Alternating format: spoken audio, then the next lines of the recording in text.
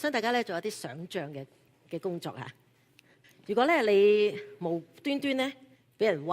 嚇，屈到一個地步咧，你要坐監嚇，坐監咧坐咗10幾年，跟住咧你有機會咧逃獄又好咩都好，你逃出生天，然之後咧你翻到你社會裏邊咧，你咧就慢慢因為某啲嘅機緣之下咧，你又攞翻晒你嘅地位，攞翻晒你嘅權，甚至咧攞到好多嘅財富。喺呢個時候你會做啲乜嘢？你個心第一個反應係乜嘢？唔知報仇呢兩個字會唔會喺你嘅心裏邊係你嘅答案？當我準備今日嘅經文嘅時候，當我諗起約瑟嘅一生嘅時候，好奇妙地神帶翻我去諗起一個我好細個嘅時候睇過嘅一本古仔書，叫做《基道山恩仇記》。有冇人睇過啊？嚇，有冇人可能未睇過本書？有冇人睇過套戲啊？嚇，我覺得好得意呢套戲。呢套戲係講咩咧？佢就係講一個人啦，係一個船員嚟嘅嚇，佢係一個好人嚟嘅。但係咧，因為佢要幫人咧帶一啲嘅信去到某一笪地方，咁咧就有一啲咧人咧就睇唔過眼嚇，睇唔過眼咧佢出色啊，睇唔過眼咧佢被賞識，會有機會做到個船長。於是咧就誣告佢嚇，陷害佢，然之後咧就捉咗佢去審啊。咁而咧審佢嗰個人咧，亦都咧係因為某一啲嘅緣故咧係徇私嘅，於是咧就將佢成為咗一個冤獄，就帶咗佢，即係將佢咧送咗去一個監獄，一個海島上面嘅監獄。咁喺呢個監獄裏邊咧，佢被囚咗10幾年嚇。咁然之後咧喺呢個過程裏邊咧，佢喺監獄裏邊咧遇咗一個人，嗰個人咧其實都係覺得自己係受冤獄嘅。於是咧佢知道呢個主角嘅故事之後咧，佢就教咗佢好多嘢喺呢10幾年裏邊，亦都咧喺佢臨死之前咧話俾佢聽，原來咧佢將一啲嘅寶藏咧藏咗喺一個叫做基督山 Mount Christine 呢一笪地方嗰度。咁當呢個人死咗之後，而呢一個主角咧亦都係有機會咧潛逃咗離開呢一個監獄，於是佢就出去真係去咗呢個基督山嗰度，然之後佢揾到間財寶，佢將自己嘅身份完全嘅改換，佢就成為咗基道山伯爵。於是呢個基道山伯爵就係抱住呢個咁多嘅怨恨，佢諗我而家有咗呢啲嘢，我可以做乜嘢？報仇。佢就翻到害過佢嘅人，害過佢嘅家庭裏邊，佢就逐一嘅用唔同嘅方法，用唔同嘅懲罰嘅方式，將害過佢嘅人全部都殺死晒，或者令到佢哋死，令到佢哋癲狂。最後佢可以圓咗個心願，自己去到另外一個海島裏邊過翻佢自己覺得報完仇之後嘅生活。我記得咧細個睇呢本書嘅時候覺得正，終於咧好人有好報嚇，覺得好㗎，覺得啱㗎嚇。咁但係當今次我再睇翻個故事大綱嘅時候，我覺得唔知係咪人長大咗嚇，覺得感覺唔同咗。我開始去諗就係世界係咪一定要係咁樣報仇嘅咧？嚇，即係當啲恩怨嚟到嘅時候，最終係咪淨係要報仇雪恨嚇？係好合理嘅。佢俾人屈，佢俾人害，所以佢有資格去報仇嘅。所以就算佢殺死晒所有人，捉翻晒所有陷害佢嘅人，佢都係合理嘅。呢個係我細個嗰陣時嘅感覺，亦都係故事嘅鋪排。但係當我而家大咗之後，我再諗嘅時候，我諗深一層就係，其實唔單單嗰3個害佢嘅人受苦喎，3個受害佢嘅人嗰個家人，周圍好多嘅人都係因為佢呢個報仇而去令到佢係好慘。如果咁講嘅時候，呢啲嘅家人亦都可以再向基道山伯爵報仇，於是呢啲嘅恩怨情仇就一代咁樣去傳落嚟。我唔係話我哋唔可以取回公道，唔可以去舒緩呢一個仇恨，但係我都喺度問自己，我亦都問大家，當如果我人生裏邊我哋有啲咁嘅仇，有啲咁嘅恨，有啲咁嘅被人傷害嘅情況嘅時候，係咪真係去復仇，用一個復仇者個心態嚟處理，係一個最合適或者係無可選擇裏邊唯一嘅方式呢？所以當我哋今日去完結今個月約瑟生平嘅學習嘅時候，我發覺有一個好重要俾我哋去學習。因為約瑟無可否認佢係一個無辜嘅受害者，佢俾阿爸錫關佢咩事啊？阿爸偏心唔關佢事，但係因為而神亦都係揀選佢令到佢嘅兄弟最終係奉佢係王嘅，係神嘅揀選嚟嘅，又係唔關佢事。但係喺呢啲唔關佢事嘅情況裏邊，佢就係俾佢嘅長兄出賣，佢由一個被爸爸偏愛嘅細路仔變成一個奴隸。當佢不斷喺佢做奴隸嘅時間，佢忠心工作，等到有機會出頭啦，等到波提乏呢個主人去信任佢啦，佢又俾佢嘅主母出賣，佢俾佢主母引誘，佢引誘一個好忠誠有誠信唔犯罪嘅一個人，但係正因為佢呢個忠誠唔犯罪，佢就俾人誣告，佢被主人佢去冤枉，佢就坐咗監。喺監獄裏邊，佢仍然嘅唔放棄，佢仍然嘅好努力咁樣去做嘢，令到獄長都賞識佢。喺監獄裏邊，佢幫助咗一個酒政解夢，佢以為跟住佢就託呢個酒政，佢話你出去之後你要記住我嚇，你要幫我離開呢個監獄。但係呢個酒政亦都冇乜良心，一出咗去之後已經唔記得咗佢，所以係一個唔守信用嘅人。酒政唔守信用，約瑟就仍然喺個監獄裏邊，好似對佢一生嚟講，佢就係不停咁樣受咗好多無辜嘅傷害，佢係一個受害者。但係當我哋讀到41去到45章，特別今日45章嘅結尾嘅時候，我哋就睇到約瑟終於有一個真正嘅出頭嘅機會，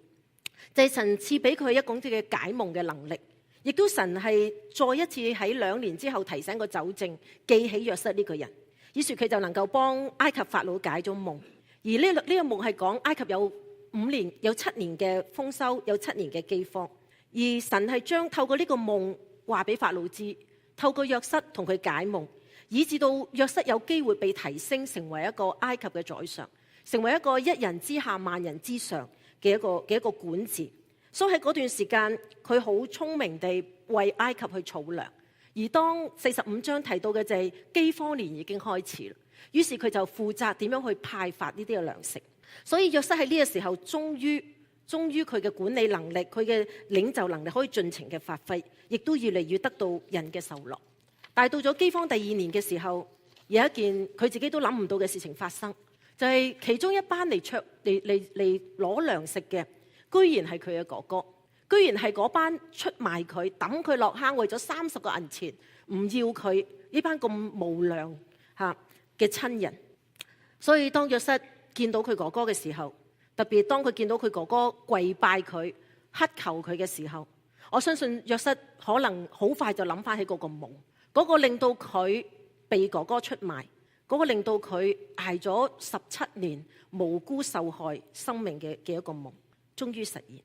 如果用基督山恩仇記呢個橋段呢，呢個時候係咩啊？係約瑟報仇嘅時候。為咗報仇，佢大有理由，佢可以用盡所有方法。其實佢都唔使特別用咩方法。身為一個宰相，殺一班人有咩問題啊？佢可以即刻將佢哋置諸死地，佢可以即刻叫人拉出去斬，根本佢都唔需要對任何人交代。佢亦都唔覺得，人哋都唔會覺得佢做錯嘢。更加佢可以做嘅，再行前一步，再踩多佢哋一腳係咩呢？佢喺叫佢哋拎去斬之前呢，同佢一啲嘅哥哥呢，表明佢自己嘅身份，話哈哈哈，你知唔知我就係約瑟啦？你估如果你係哥哥，佢哋哥哥，呢班哥哥聽咗之後，我諗佢哋好震驚，佢哋會好大罪疚。哦，原來就係因為我咁樣，終於我要承受呢啲。喺基督山恩仇記呢個故事裏邊，佢就唔止一次嘅，就係當佢嘅敵人要死嘅時候，佢同佢表露身份，表露到一個地步，嗰個敵人震驚癲狂，跟住可能基督山就覺得好心滿意足。約瑟可以做呢樣嘢，但係約瑟選擇唔做呢樣嘢。點解約瑟可以用一個另類嘅方式去處理佢仇恨，處理佢嘅受屈？聖經話俾我哋聽，特別對約瑟嚟講，佢有一個意念嘅轉變，嗰個轉變成為咗一個轉捩點，讓佢去唔用一啲世俗應該可以有嘅報仇雪恨方式嚟處理佢自己內心嘅仇恨。嗰段經文喺45章4至7節，我想大家同我一齊去讀，好嗎？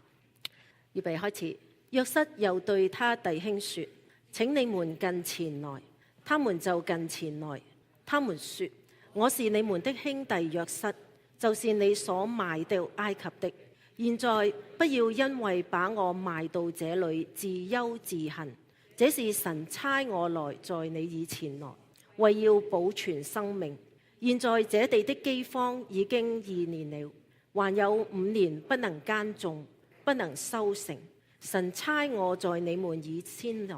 為要給你們存留餘種在世上，又要大施拯救，保存他們的生命。這樣看來，差我到這裏來的不是你們，乃是神。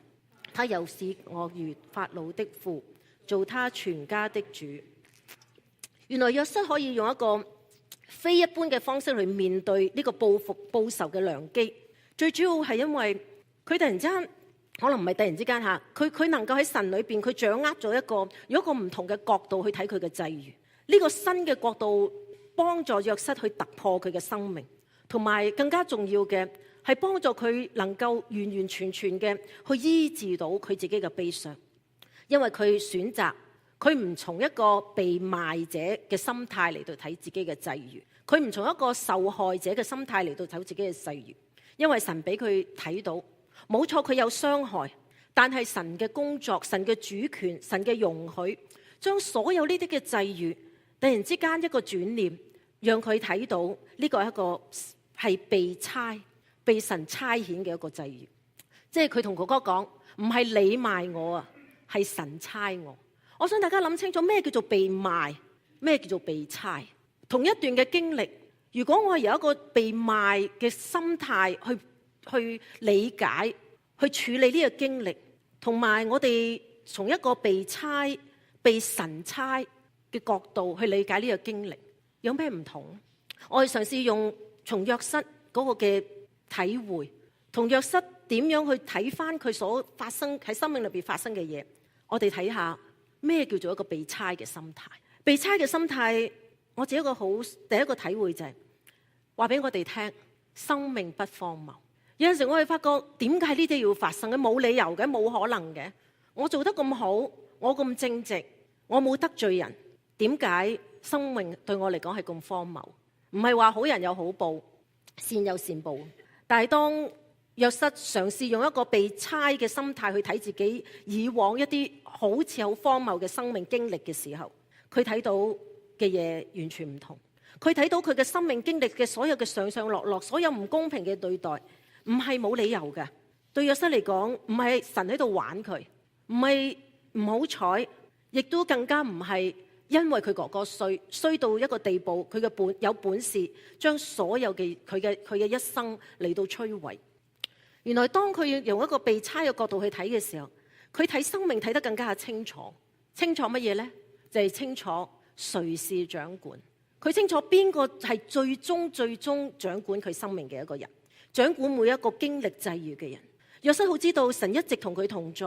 佢嘅生命由始至終都係神嘅掌管同埋安排之下。雖然中途加插咗好多人為嘅不是、人為嘅罪性，令到約瑟受好多嘅苦，令到佢感受到好多唔同嘅失望、無助。但係喺呢一刻，佢體會到原來最終讓佢喺呢個時刻經歷到嘅係神自己。神係最終成就呢一件事嘅主。神所成就嘅方式係超過人意念所想得到嘅，因為神喺呢個時刻將佢嘅心意向約瑟顯明，讓佢睇得通透。以往嘅經歷好似好荒謬，但係原來每一個經歷係一步一步嘅帶到佢上到呢個位，幫助到呢班以色列嘅人。我相信對約瑟嚟講，可能就係一個咁嘅經歷啦。我唔知大家喺生命裏邊呢，你會唔會突然之間，或者你經歷過睇自己嘅生活際遇，突然之間你發覺我知道點解啦，因為我嘗試由神嘅角度去睇，所以生命已經唔係再有啲唔好嘅經歷，已經唔係再冇意思。而約瑟有一個被差嘅心態，亦都幫助佢話俾佢班兄弟講：我而家係不憂不恨啊！即係話當佢睇到兄弟嘅時候，佢再睇到嘅唔係自己心裏邊嗰個仇恨，佢睇到嘅係佢嘅家園，佢睇到係佢個兄弟嗰個可憐，佢睇到嗰個兄弟心裏邊嗰種嘅罪疚，以至到佢睇到佢父親喺屋企嘅焦急，要嚟到埃及，甚至要放棄佢最愛嘅仔便雅憫，容讓班哥哥帶佢過嚟。所以當佢用一個被差嘅心態嘅時候，佢唔再用一個恨意去面對去睇呢班嘅哥哥，佢開始有個憐憫嘅心，佢開始有個心痛嘅心。然之後佢就睇到神嘅愛啦。然之後佢就知道，哦，原來今日神俾佢睇到，神係愛佢嘅家人嘅。以往一切嘅唔好嘅際遇，目的係讓佢有咁嘅位份，今日可以幫翻以色列佢自己個家族，以至到佢唔需要去餓死。當約瑟睇到神咁美好嘅目的同埋作為嘅時候，佢睇到神好愛呢一個民族，呢一個嘅家庭。嗰時仲未一個民族，呢個家庭，神愛到個地步，係為咗呢個國家，將約瑟差去埃及，以至到佢能夠喺嗰度幫助呢個國家，呢個家族傳流餘種。而神就係差佢嚟呢個目的。所以第7節佢再講一次，佢話神差我嚟到呢個以先，為要給你們傳流餘種在世，又要大施拯救。可能我哋嘅生命呢，我哋唔會好似約瑟咁嘅，我哋嘅生命呢，唔會好似約瑟咁戲劇性嘅，咁多上落嘅。但係我好想大家坦白去問自己嘅問題，你曾經甚至你今日，你有冇一個被賣過嘅感覺呢？你有冇一啲係覺得好無助、好無能嘅心態裏邊去度過你每一日呢？我記得我移民頭嗰段時間好唔開心，於是我就同我老公講，我話你賣我豬仔。我唔知大家有冇呢一個被賣豬仔嗰個感覺？呢個可能係一個以往經歷，可能係一個今日你嘅經歷。你覺唔覺得你喺呢一個地方好似係被逼嘅，係被人賣出嚟嘅，唔係你想嘅？但係我覺得約瑟嘅故事，約瑟個被差嗰個態度，提醒我哋生命唔係荒謬，際遇唔係偶然。特別就係當有一日神讓你睇到佢差派你嚟呢一個崗位，呢一笪地方嘅一個目的嘅時候，佢將最後一塊拼圖話咗俾你聽，應該擺落邊個位嘅時候，我哋呢一個嘅人生嘅拼圖做好，你就發覺哇，原來神嘅計劃係咁美善。我以往所經歷嘅上上落落，原來值得嘅。原來我喺裏邊有改變，有成長。今日你係咪被差嚟多倫多？今日你係咪被差到去你嘅公司？今日你係咪被差到約克區教會？被差到你嘅小組裏邊？唔好以為呢啲係你自己安排，唔好以為呢啲淨係你自己嘅選擇。如果神唔係神喺背後嘅掌管，最後嘅帶領，最後嘅開路嘅時候，我哋冇一個人今日可以坐喺呢一度。冇一個人可以成為你嘅家人嘅一份子。生命唔係荒謬。如果我哋一路咁去諗落去嘅時候，帶俾我哋咩嘅生活嘅態度？活在當下。佢帶俾我哋要活在當下。活在當下嘅意思唔係話盡情去享受今日啊，即係有宴樂啊，享受嘅。活在當下對我嚟講嘅體會就係我喺約瑟裏邊去學到，佢無論佢喺咩嘅時間，喺咩一刻裏邊，佢都去活出佢係神所愛嘅一個人嘅一個角色。所以當我哋今日話我哋要活在當下嘅時候，我哋唔看我哋而家嘅際遇係一個偶然，係一個被逼，係一個被賣嘅處境，反而我哋要去看就係我哋係一個神嘅兒女嘅角色。我哋相信無論你今日嘅際遇係點，無論你嘅經歷係點，神到而家都係不離不棄咁愛我哋，好持守咁樣去用佢嘅信實去帶領我哋，以至到我哋係一個存住一個誠實嘅心，唔犯罪嘅心，唔放縱自己，唔放棄自己嘅心，一日一日嘅活在今天。如果你嘅今天，如果你嘅當下係一個谷底嘅時候，我哋仍然要用呢個咁嘅心智去活喺谷底一日，就得一日。然之後我就要等候神點樣為我哋開路，拖帶我哋由呢個谷底嗰度再上翻嚟。聖經話神叫萬事互相效力，叫愛神嘅人得益處。我最近不斷思想呢句說話嘅時候，我突然之間諗到，原來萬事係包括好事同埋壞事。好多時我哋睇呢段經文，萬事所有嘅嘢梗係好噶啦，係咪啊？原來唔係噶，萬事包括好事同埋壞事。所以原來我哋相信生命唔係荒謬呢，係一個信心嘅功課嚟，係一個信服嘅功課嚟。今日我哋有冇呢個信心？今日我有冇一個信服？今日我有冇一個謙卑嘅心嚟到活好每一日呢？一個被差嘅心態，對約瑟嚟講有一個第二方面一個好大嘅改變，就係佢能夠將負面嘅情懷去轉化成為一個正面嘅態度嘅情緒。其實我自己嘅體會就係約瑟最大要面對嘅處理嘅唔係要害佢嘅哥哥或者去報仇。其實無論佢報唔報到仇都好啦，佢最大要處理就係佢內心世界。一個受傷嘅心靈點樣能夠可以得着醫治、得着復原？唔係你個仇人死咗咧，你就可以得着復原嘅。一個受傷嘅心靈得着復原，有另外一啲嘅方法。我體會到被差呢個心態係其中一個方式，可以幫助我哋一個受傷嘅心靈可以得到完全嘅醫治。有冇人試過失戀？無論係暗戀又好，明戀又好嚇。我唔知失戀嘅時候咧，大家嘅感覺係點嚇？失完戀之後，你嘅感覺係點？我相信咧，可能其中一個比較常有嘅感受咧，就係我唔敢再去愛，我唔敢再去拍拖，我怕，因為我怕再愛，我怕再受傷，我唔敢再信第二個人，甚至去到一個地步就係我將我嘅感覺咧鎖住佢啊，我唔敢再感受。當約瑟到呢個地步，當約瑟佢睇到原來唔係哥哥，唔係單單哥哥嘅罪令到佢嚟到經歷過咁多嘅問題，而係神差遣嘅時候，佢突然之間睇到，既然呢個係神差遣，即係話神有能力啦。原來要醫治，要得醫治，唔係自己作出咩嘅計劃嚟到幫自己去處理咁簡單，而係要佢完完全全依靠神嘅能力去面對。因為神有咁嘅大能，將佢所有嘅際遇能夠轉化成為一個咁美善嘅目標同埋一個嘅旨意嘅時候，我相信約瑟亦都有嗰個信心，神有能力去幫助佢轉化佢內心嘅感受，所以佢可以放低世界嘅恨仇同埋報復嘅行動。更加重要嘅就係神賜俾佢一個好真切嘅心靈，佢有勇氣，神俾佢有勇氣、有能力，俾佢再去觸摸自己內心嘅世界，令到佢唔再喺佢內心嘅世界入邊去退縮。所以我會帶大家睇幾節嘅經文，去睇下約瑟當佢睇到自己係被差嘅時候，佢點樣表達佢心裏邊嘅情懷，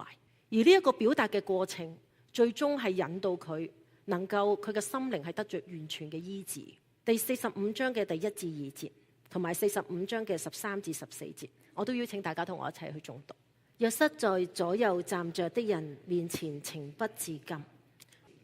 他就放聲大哭。埃及人和法老家中的人都聽見了。你們也要將我在埃及一切的榮耀和你們所看見的事都告訴我父親，又要趕緊地將我父親搬到我這裏來。於是約瑟伏在他兄弟問，他又能用其兄親嘴，抱着他們哭。隨後他弟兄就和他說話。佢係一個被差唔係被賣嘅心態，以至到約瑟可以勇敢咁面對佢嘅情緒。喺呢兩段經文裏邊表達咗約瑟嘅一啲咩情緒？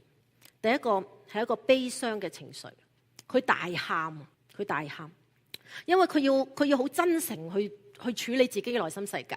佢承認佢面對好傷啊，好痛啊，好傷好痛嘅一個地步，你可以屈住你唔出聲，但係我哋知道，如果我哋唔出聲，唔有嗰個能力，冇有嗰個勇氣，用呢一個神賜俾我哋好獨特嘅情緒喊表達出嚟嘅時候咧，係屈得好辛苦嘅。但係當約瑟佢願意咁樣去睇佢自己嘅經歷嘅時候，佢同樣佢自己好忠誠於、坦誠於、坦白於佢自己嗰種嘅內心世界，嗰種嘅悲痛嘅世界。男子漢有權力，佢可以完全忘記自己嘅身份而放聲大哭。我哋在嘅男士有冇經歷過啊？可能你唔需要放聲大哭，有啲男士連飲泣嘅經歷都冇。我唔係話女士大喊包係好，但係如果神創造男女都係有個情感喺我哋心裏邊嘅時候，有啲咩令到我哋唔可以、唔夠膽去用神俾我呢個禮物去處理我哋嘅悲痛？你亦都唔需要喺眾人面前喊，但係我盼望神俾大家有一個空間，係放膽嘅，將自己嘅感受、悲痛去流露喺神裏邊。當約瑟有呢個勇氣，佢舒緩、佢承認自己嘅悲傷之後，呢一個大哭其實係讓佢更加認識自己，亦都係讓佢能夠釋放到自己。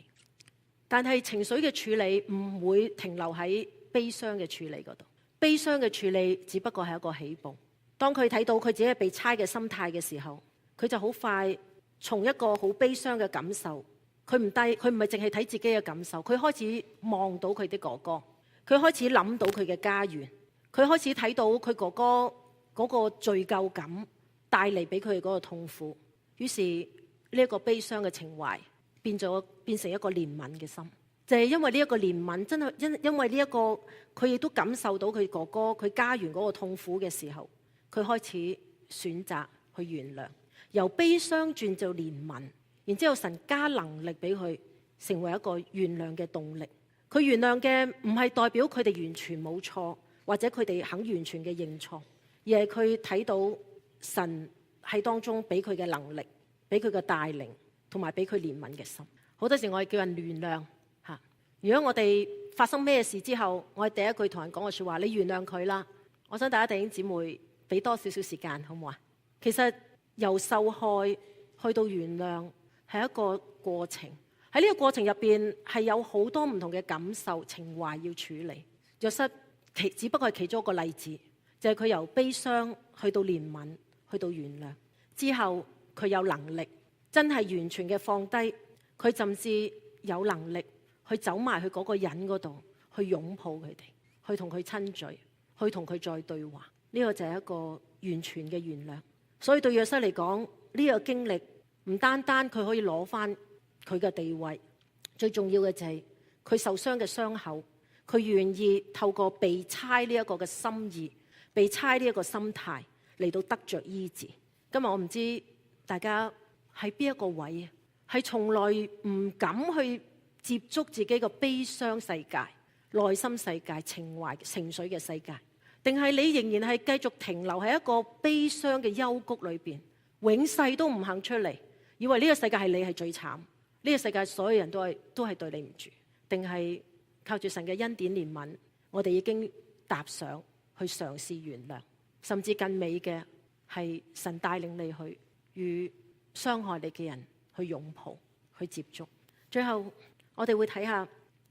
約瑟，其實最後佢係得勝嘅。約瑟最後將所有失去嘅嘢都攞翻嚟，佢甚至有一個好好嘅使命，就係能夠將佢嘅家人全部嘅搬到去埃及嗰度，可以存活佢哋佢嘅家族。所以當我哋睇約瑟嘅故事嘅時候，我哋真係會睇到就係惡人被賣係咩意思呢？被賣嘅心態就係我哋覺得惡人嘅詭計、惡人所嘅惡行，佢哋帶嚟嘅結果呢，係阻礙咗神嘅所做嘅嘢嘅，係無厘頭嘅，係無辜嘅。但係約瑟嘅故事話俾我哋聽，唔係。當我哋睇我哋嘅生命際遇係一個被差嘅時候，我哋就相信冇一樣嘢，包括人嘅罪，包括天災橫禍，係可以阻住神喺佢嘅角度裏邊最終嗰個嘅旨意。我講喺角度最終嘅旨意，唔係一定佢唔使死，或者佢一定能夠喺再生裏邊得到出頭，而係喺神永恆嘅角度裏邊，嗰個人要扮演嘅角色，佢要喺嗰度得勝。所以當我哋睇約瑟點樣可以能夠活出呢一個得勝嘅生命嘅時候，我有幾點我想同大家分享。第一樣咧，如果你睇約瑟嘅故事咧，唔知你會唔會有個感覺咧，就係約瑟嘅故事其實好重複嘅嚇。其實約瑟是上落上落上落咁。其實咧，每一個故事咧都好似咧係重複咁樣去帶到咧一啲嘅約瑟生命裏邊嘅主題。所以我嘗試喺呢啲主題裏邊同大家去分享。第一個主題係咩咧？第一個主題我自己體會就係話，佢能夠喺絕境裏邊，佢唔放棄，係咪啊？每一次被賣，每一次落到坑喺監獄裏邊，佢都唔放棄，佢都要盡力去爬翻上嚟。但係我自己體會嘅，亦都係好感動我嘅，就係其實佢爬翻上嚟嘅方式咧，佢唔係用世界嘅手段嘅嚇，佢唔係話唔係因為佢好叻好能幹，當然呢啲都有嚇。但係最主要佢能夠爬翻上嚟嘅方式咧，聖經所引載嘅係咩咧？係佢有一個誠實嘅心，佢有一個敬畏神嘅心志，佢有一個盡本分嘅態度，同埋佢會喺合適嘅時間，佢就盡用神俾佢嘅才幹、能力同埋智慧。所以佢一次喺幽谷裏邊，每一次都能夠再度嘅被人賞識，被人去重用。而約瑟亦都好刻意嘅話俾周圍嘅人聽，唔係我叻啊，唔係我叻啊，而係與佢同在嗰位神，佢堅持倚靠嗰個神先係叻。所以當佢被主母試探嘅時候，佢話：我點可以作呢個大惡嚟到得罪神呢？當佢同酒政講幫酒政解夢嘅時候，佢同酒政講：解夢唔係出於神咩？唔係出於我，係出於神。當佢回答法老解夢嘅時候，佢話：呢個夢唔係在於我，神必將平安嘅話回答法老。所以當我哋話活出使命，當我哋話永不放棄，其實係放棄啲乜嘢呢？係話我哋唔放棄自己嘅鬥志嚇，係話我哋唔放棄永遠都從頭開始呢一種嘅動力係。但係呢樣嘢唔係最重要，因為有陣時你真係冇機會從頭開始嘅。有陣時就算你幾用力都好，喺世人眼中我哋嘅結局都可能係失敗嘅。但係永不放棄係唔放棄咩呢？係唔放棄我哋嘅信念，唔放棄我哋嘅信仰，唔放棄我哋同神嘅關係，唔放棄我哋敬畏神、倚靠神、信服神嘅心志。今日你同我係咪活喺呢一種永不放棄嘅心態裏邊？第二，其實頭先都略略講過，約瑟佢唔係一個得勢不饒人嘅人。當我哋去睇佢嘅德性，佢嘅德性就係正佢冇選擇去報仇。冇錯，佢做咗啲嘢，佢唔係俾人砌，佢唔係俾人砌唔反應，佢做咗啲嘢，佢有啲計謀嚟到試下佢哥哥嗰陣時嘅情況係點樣。佢試下佢哥哥究竟係咪仍然係17年前賣佢嗰個哥哥嘅心態，所以佢做咗啲嘅計劃。但係當佢去設呢啲嘅計謀，去想明白嗰個處境，明白佢嘅哥哥嘅情況嘅時候，最唔同嘅，佢唔係一個報仇嘅心態，佢亦都唔係佢唔揀得勢不饒人去玩佢哥哥嗰種嘅心態。喺佢嘅計劃裏邊，其實佢要處理啊。約瑟知道佢有啲嘢要處理，同哥哥嘅關係，自己心裏邊嗰種嘅傷痕，所以佢用呢個方式嚟到去處理，佢應該點樣去面對呢班嘅哥哥喺呢個情況裏邊。所以佢有感性，佢亦都有嗰種嘅計謀。當佢有個被差嘅心志嘅時候，神就賜俾佢一個由神嘅眼光去睇呢班嘅哥哥，就係嗰種嘅愛，嗰種嘅憐憫，嗰種嘅寬恕，以至到佢能夠用一個不復仇，但係得着復原嘅一個咁嘅經歷。其實我覺得呢一點俾我哋有好大嘅試探。我哋衰嘅時候，我哋可以好振奮，但係我哋好有權有位有錢嘅時候，有陣時係我哋試探嘅時候，係我哋想得勢不饒人嘅時候。今日我哋可唔可以透過約瑟嘅經歷，讓我哋有個警惕？當我哋係被差嘅時候，縱然你被差到一個好高嘅位份，縱然你被差到一個好好嘅環境，你有好多嘅資源你可以有掌控嘅，會唔會呢個亦都係一個時間，讓我提醒我哋唔好得勢不饒人，反而用神俾你嗰種嘅豐足去完成神差你嘅使命。最後，約瑟係一個把握機會活出使命嘅人，佢好留心，佢好留心每一個嘅關口，佢好留心每一個嘅際遇，佢係用神嘅愛同埋使命幫助佢每一次人生不斷咁去上路。但係呢一個嘅上路歷程係一個好特別嘅，因為佢唔係一開始就知道神嘅心意嘅。當佢俾人抌落坑，當佢俾個主母誣告坐緊監嘅時候，佢唔知道有一日咧佢會成為埃及宰相。但係約瑟就係無論神安放佢喺邊個崗位嘅時候，佢都活好呢一個嘅使命。最近我睇緊一本書，係一個好經典嘅一個靈修書，係由 Brother Lawrence 所寫嘅 Practicing the Presence of God， 點樣去操練神同在嘅一個經歷。其中有一句說話我覺得好有意思，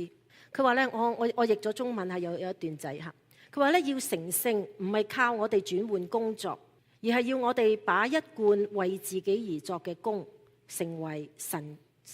為神而作。當睇見人去為咗自己嘅人性同埋自私嘅動機沉溺喺某啲嘅工作嘅時候，作者感到好可悲。原來我哋過得勝嘅生活呢，唔係等到臨尾先得勝嘅。我哋嘅得勝嘅生活係無論神呢一刻放喺你喺咩崗位裏邊嚇，生命再出發咧，未必一定要轉工嘅嚇。生命再出發咧，未必一定你嘅生活嘅環境各方面有一個好大嘅轉變嘅。生命嘅再出發係你嘅心態，你自己點樣去生活嘅改變，就係活好每一刻，做好每一份工，明白神俾我哋每一份工作，無論係讀書、返工、打理家務、投資、返教會、敬拜侍奉，我哋都係為神而作，為神而活，而唔係為自己或者為咗個私欲。可能你會話好，以上嘅嘢講得非常之好，因為係我哋需要去學習嘅，唔係我講得好啊，而係嗰個重點係好，所以我哋要學習。不過翻轉頭，你可能有一個感覺喎，梗係啦，約瑟咁好，約瑟咁正直嚇，又有才幹，結局梗係好嘅。咁我呢度有幾多個約瑟啦嚇，甚至可能一個都冇添。我帶大家去喺結束嘅時候，我想同大家分享一個人嘅故事，一個2015年嘅監獄嘅故事，陳志輝嘅故事。唔知大家有冇睇呢一則嘅新聞嚇？陳志輝英文名叫 Andrew， 佢係今年佢係31歲，佢係澳洲籍嘅華裔嚇。咁喺1個月之前，4月29號，佢同其他8位販毒嘅人喺印尼呢笪地方被槍決，係死咗嘅。但係喺佢槍決之前，佢哋拒絕蒙上佢哋嘅眼睛，反而佢哋9個人攬住一齊，佢哋唱《奇異恩典》，同埋唱《我的靈讚美你》，Bless the Lord, O my soul。當我有機會睇到呢幾段嘅新聞嘅時候，我開始追咩事啊？呢個人發生咩事？咁多人為佢請願嚇，啲人叫巴里叫印尼唔好再即係唔好用呢個方式去處理呢班販毒，但係印尼政府一路都唔肯嚇，佢覺得呢個係一個殺一儆百嘅一個方式，所以我哋冇辦法都要尊重翻嗰個嘅法治。事發係咩事情呢？喺2005年，即係10年前，一行9個人。其中有2個主腦，包括陳志輝，佢將300萬嘅毒品去運入巴厘島，咁佢係喺巴厘島嗰度被捉，咁然之後俾印尼嘅政府去拘禁。2006年嘅2月，佢哋就被判罪名成立，咁咧就係你知喺印尼咧販毒咧係會判死刑嘅。咁於是由2006年判死刑之後，到2015年執行咧，其實大約有9年10年嘅時間。喺呢10年嘅時間。大家睇到左邊嘅樣啊嚇！如果我喺街見到佢，我諗我都驚嚇。左邊嘅陳志輝就係佢販毒嘅時候嘅陳志輝，但係神有佢自己嘅恩典。陳志輝喺監獄裏邊，佢讀咗4次嘅新約聖經。於是佢喺有一次嘅單獨囚禁嘅時間，佢自己跪喺神面前，佢喊，佢決定成為一個委身嘅基督徒。跟住佢花咗6年嘅時間去學聖經、學神學。喺監獄裏邊，佢開始教人去烹飪，去教人查經，去負責英文嘅團契。就係正係因為喺佢監獄嘅表現係咁好嘅時候，其實當要為佢哋求情，希望印尼政府唔好去處決佢哋嘅時候，個獄長喺出庭嘅時候去作證，話陳志輝係一個囚犯嘅模範，佢對監獄嘅風氣係有正面嘅影響，希望法庭可以網開佢一面。而喺2015年，即係佢死之前、被處決之前嘅2個月，陳志輝喺監獄入邊被按立成為傳道人。當有人問佢你點樣去面對死亡嘅時候，佢咁講，佢話有一日我返到監倉嘅時候，我同上帝講：上帝啊，求你釋放我，俾我免於死嘛。但係上帝同佢嘅回答，佢嘅領受係話 Andrew， 我已經由你嘅內心釋放咗你，我已經賜予你生命。喺2012年嘅時候，有一個有皇室血統嘅公主，佢係一個牧者，佢喺新加坡牧會，然之後佢去到監獄嗰度去探訪嘅時候，佢識咗陳志輝，之後佢哋認識、交往、戀愛。喺陳志輝死之前嘅幾日，佢哋喺監獄裏邊結婚，成為佢死之前嘅2日，佢喺監獄裏邊去結婚。跟住2日之後，神冇讓陳志輝免於呢一個行刑。呢個故事話俾我哋聽咩呢？當我自己喺呢個月入邊，我有好唔同嘅機會去講約瑟生平嘅故事嘅時候，我自己都好多嘅感動同學習。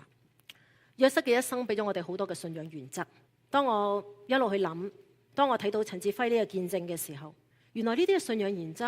係可行嘅。雖然神冇叫陳志輝唔需要去行刑，但係佢喺短短9年裏邊嗰種生命嘅轉變，佢點樣喺幽谷裏邊能夠最後用一個得勝嘅態度去面對佢嘅死亡，去面對佢真正心靈嗰種嘅釋放。因為佢雖然佢嘅罪好大，但係神差佢去嗰個監獄嗰度，神差佢去，以至到佢嘅見證能夠喺佢被槍決之下再出嚟。我睇嗰篇文章嘅主題係話，槍決後仍有話說。佢嘅生命冇因為佢嘅槍決而結束，佢嘅見證，佢嘅幫助係會流傳落嚟，因為神差佢去，佢達成咗神俾佢嘅心意，達成咗神俾佢嘅旨意。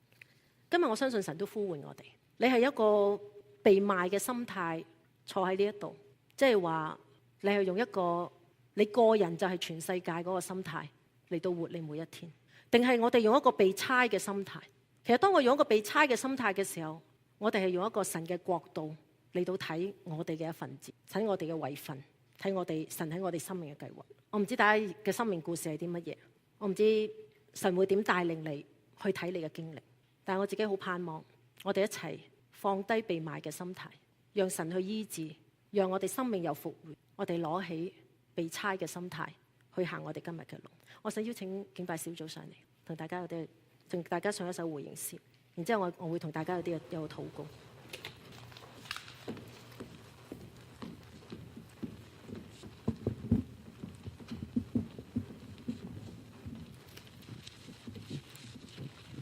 好多謝 Pastor Vida，